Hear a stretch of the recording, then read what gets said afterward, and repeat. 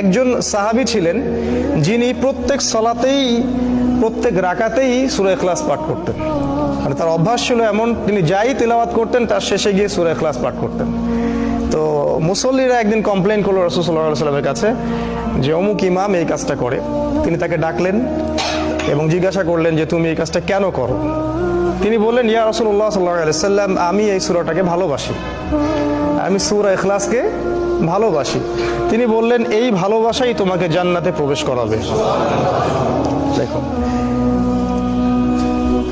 আপনারা আবু হুরায়রা রাদিয়াল্লাহু আনহুর ঘটনা জানেন। তাকে রাসূল সাল্লাল্লাহু আলাইহি ওয়াসাল্লাম গনিমতের মাল পাহারা দিতে বলেছিলেন। তো চোর আসছিল তার কাছে পরপর 3 রাত, তিনি 2 রাত ছেড়ে দিয়েছিলেন, শেষ রাতে ছাড়েননি, ধরেছিলেন। তো সেই চোর তাকে বলেছিল যে আমাকে যদি তুমি ছেড়ে দাও আজকের মতো, তাহলে আমি তোমাকে এমন একটা আমল শিখিয়ে দিব যেটা তোমাকে সারা রাত শয়তান এবং জিন এবং যাবতীয় অকল্যাণ থেকে হেফাজত করবে। আবু হুরায়রা রাদিয়াল্লাহু আনহু বললেন, আমাকে শিখাও, সেটা কি আমল? তিনি বললেন যে যদি তুমি ঘুমানোর আগে আয়াতুল কুরসি তেলাওয়াত করো, তাহলে সারা রাত যাবতীয় অকল্যাণ থেকে তুমি হেফাজতে থাকবে।